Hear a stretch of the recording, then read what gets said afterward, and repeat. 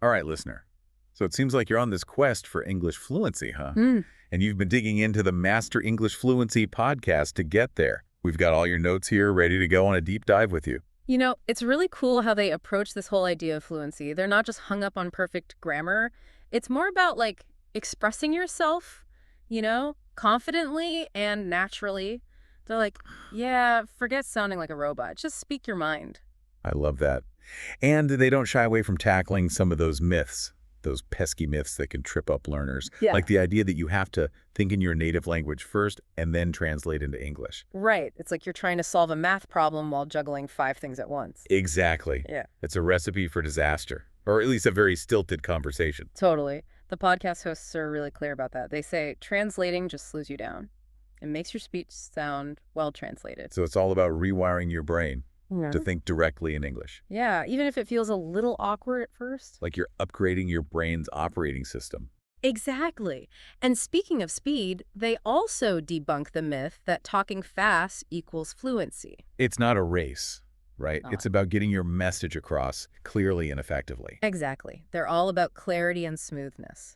They also address the belief that you need to live in an English-speaking country to become fluent. Which is a huge relief for people who might not have that opportunity. Right. They emphasize that immersion doesn't have to be geographical. It can be about surrounding yourself with English language resources. Yeah. Creating your own little English-speaking bubble right at home. Like building your own English world. Exactly. And that leads us to another myth they tackle, needing a massive vocabulary to be fluent. Right. It's so easy to get caught up in trying to memorize every word in the dictionary. But they advocate for a more strategic approach, right? Absolutely. They say focus on those high-frequency words and phrases, the ones you'll actually use in everyday conversations. It's like having a core set of tools that you can use to build anything. Exactly. And they have a whole segment on what they call daily power-ups. Think of it like leveling up your English skills with consistent practice. Like a video game for language learning. Exactly. One of the most interesting tips is this idea of thinking in English all day.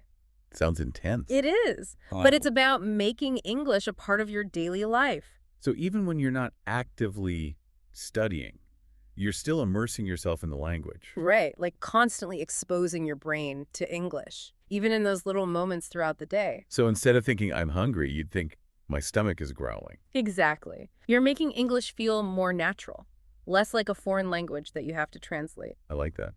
What are some other power-up suggestions? Well, they talk about this technique called shadowing, which is basically mimicking English audio as closely as possible. Like becoming a vocal clone of your favorite English speaker. Exactly. You're not just passively listening, but actively trying to replicate their pronunciation, intonation, rhythm, everything. It sounds like a workout for your tongue. It is. And they also recommend the classic self-recording technique. Oh, I know. Listening to yourself speak can be a little cringy. But it's so valuable for pinpointing areas where you might be stumbling or using incorrect grammar. Like having a personal language coach in your pocket. Exactly. You can identify those patterns and then focus on improving them. And along those lines, Yeah. they're big fans of reading aloud. Not just reading in your head, but actually vocalizing the words. What's the benefit of that? It helps you get comfortable with the sounds of English, improves your pronunciation, and builds confidence in speaking. Like a dress rehearsal for real-life conversations. Exactly. And speaking of conversations, they strongly emphasize regular conversation practice. Makes sense. You can practice all you want in isolation, but putting those skills to use in real-world settings is where the magic happens. It's where you take those fluency muscles you've been building and put them to the test. So they recommend exploring online language exchange platforms, finding conversation groups, or even using language exchange apps. Right. Even if you don't live in an English-speaking country, you can still find opportunities to chat with native speakers. And get that real-time feedback. Exactly. They also recommend something a little more introspective, keeping a daily journal in English. So it's not just about practicing speaking, but also honing your writing skills. Exactly. And they suggest that by organizing your thoughts and experiences in written English, you're essentially training your brain to express itself more clearly and coherently. Which translates to smoother, more confident speaking. Exactly. It's like a mental warm-up for those real-life conversations. So you're prepping your brain for those spontaneous moments. Exactly. It's like a mental warm-up for those real-life conversations. Yeah. You're prepping your brain for those spontaneous moments where you just have to speak. And besides those daily power-ups, The podcast also dives into some pretty clever vocabulary hacks. Yeah, like secret codes to unlock fluency. Exactly. One thing that stood out to me was their emphasis on learning phrases instead of just isolated words. I've heard that advice before, but I never really understood why it's so important. Well, think of it this way. When you learn a single word, you're just memorizing a definition. Right, it's like a dictionary entry. But when you learn a phrase, you're absorbing the natural rhythm and flow of the language.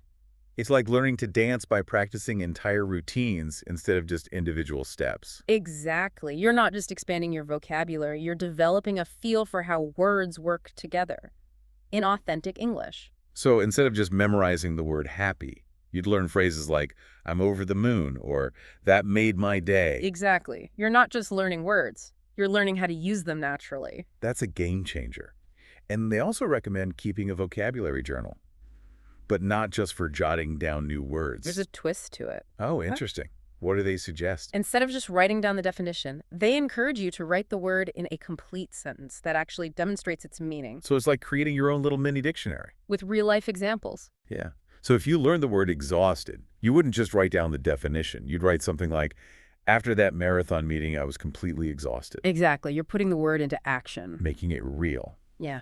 And they also highlight the importance of practicing synonyms and antonyms. Right. So instead of always relying on those same basic words, you're building a richer vocabulary. It's like adding more colors to your linguistic palette. Exactly. You can express yourself with more nuance and precision, And they also recommend learning vocabulary by topic. which makes a lot of sense. Right. So if you're interested in travel, you'd focus on learning vocabulary related to booking flights, packing your bags, navigating a new city. Exactly. You're making the vocabulary relevant to your interests and goals. So it's more engaging.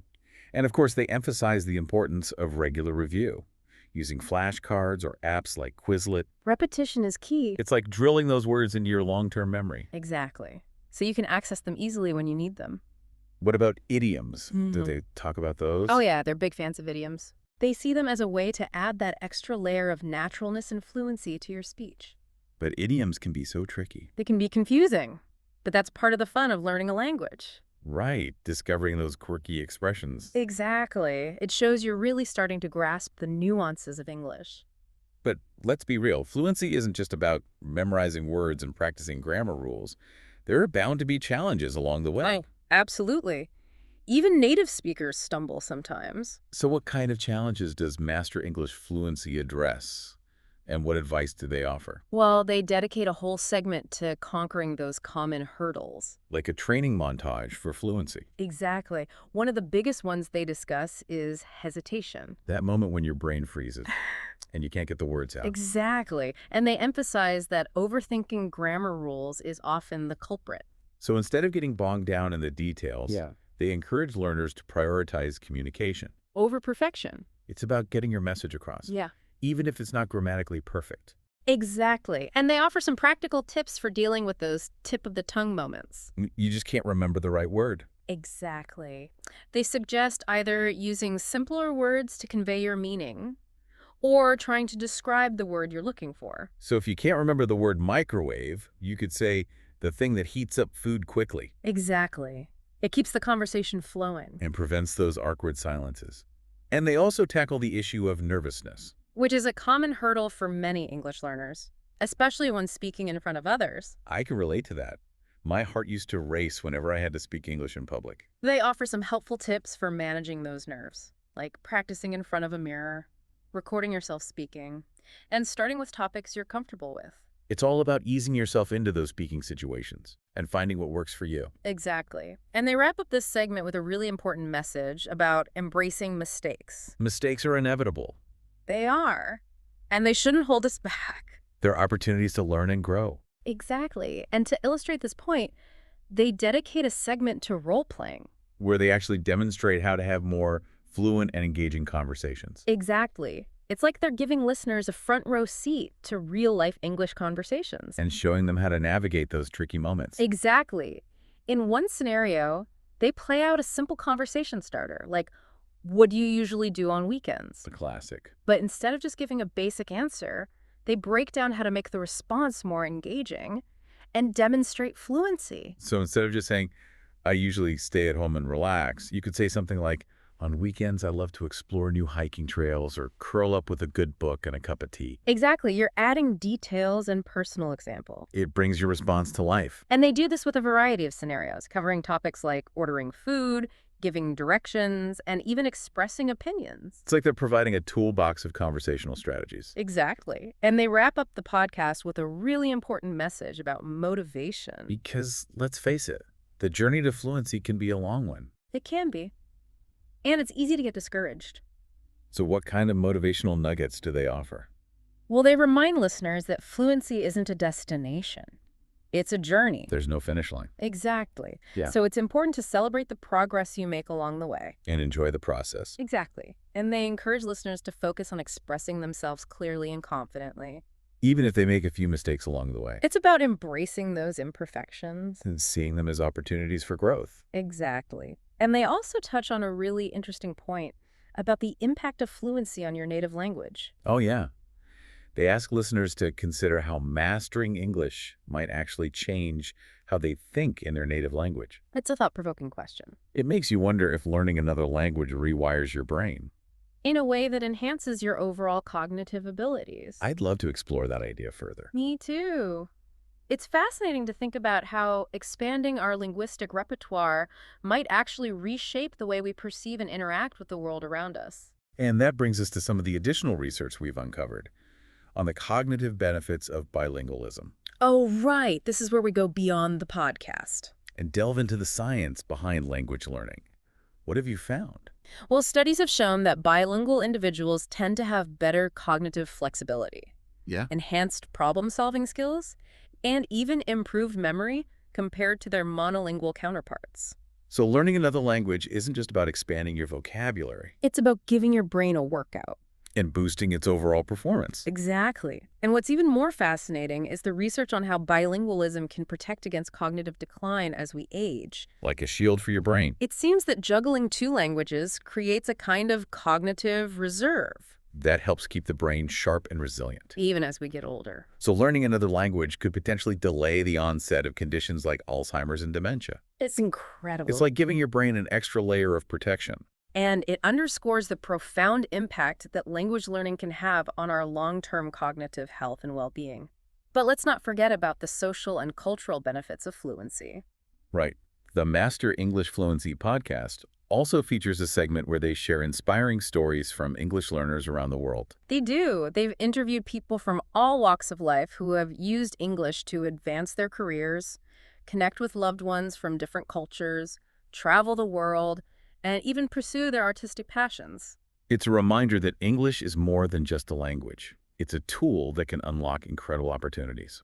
And enrich our lives in countless ways. And I love that they showcase these personal stories. It makes fluency feel more achievable and relatable. Like, if they can do it, so can I. Exactly. And it highlights the transformative power of language learning. And the incredible doors it can open. But what really impressed me was their emphasis on community. Oh, yeah, I was going to ask about that. They have a Facebook group for listeners, right? What's the vibe like there? It's amazing. It's like an extension of the podcast, where learners can connect with each other, ask questions, share tips, participate in challenges, and even find language exchange partners. It sounds like a really supportive and encouraging environment. It is, and that sense of community can be so valuable for those who might be learning English on their own. And feeling isolated or discouraged. It's like having a tribe of fellow language enthusiasts cheering you on. And celebrating your victories with you. Yeah. And celebrating your victories with you. It really reinforces that message that you're not alone on this journey. We're all in this together. Exactly. And that's what makes this podcast so special. It really emphasizes that sense of shared purpose and reminds us that learning a language is a social endeavor. It's about connecting with others, sharing experiences, and building relationships. And Master English Fluency has created this incredible platform where those connections can flourish. Both within the podcast itself and in their online community. They've managed to strike that perfect balance between providing practical advice, inspiring learners, and fostering a sense of belonging. And that's what makes their podcast so impactful. It's not just about learning the mechanics of English. It's about embracing the transformative potential of language learning. And the incredible doors it can open. What are some of the most surprising things you've learned about language learning from this deep dive? Honestly, The research on the cognitive benefits of bilingualism really blew me away. I knew that learning another language could improve communication skills, but I had no idea it could actually enhance brain function and even protect against cognitive decline. It's amazing to think that something as simple as learning a new language can have such profound effects on our minds. And our overall well-being. It's like a superpower disguised as a study habit. What I find particularly inspiring is how Master English Fluency has humanized the language learning process. Right. They've taken something that can feel very academic and made it relatable, accessible, and even fun. And they do it with a sense of humor and empathy. That makes the journey feel less daunting and more like an adventure. I love how they encourage learners to embrace mistakes. And celebrate those small victories along the way, It's a much more empowering approach than the traditional perfection or bust mentality. which can be so discouraging. Absolutely. Hmm. And I think their emphasis on community is crucial. Learning a language can be a challenging and sometimes isolating experience. So having a supportive network of fellow learners to share the journey with can make all the difference. It creates that sense of shared purpose. And reminds you that you're not alone on this path. We all stumble, we all celebrate, and we all grow together. And that's what Master English Fluency has captured so beautifully. They've created a movement, not just a podcast. They're inspiring a new generation of English learners To embrace the power of language to connect with the world in new ways. and to unlock their full potential. And I think their final message, that question about how mastering another language changes how you think in your native tongue. Really encapsulates the transformative nature of this journey. It's not just about acquiring new words and grammar rules. It's about expanding our minds challenging our perspectives. and discovering new ways of seeing the world. It's about embracing the interconnectedness of language and thought. And realizing that fluency is not just a destination, but a gateway to a whole new world of possibilities. And as you continue on your English fluency journey, listener, keep exploring those possibilities. Embrace the challenges, celebrate the victories, and never stop asking questions, because the more you delve into the world of language, the more you'll discover about yourself and the incredible capacity of the human mind to connect, create, and evolve. Beautifully said. And that's a wrap on our deep dive into Master English Fluency. We hope you've enjoyed this exploration as much as we have, and we can't wait to see where your fluency journey takes you next.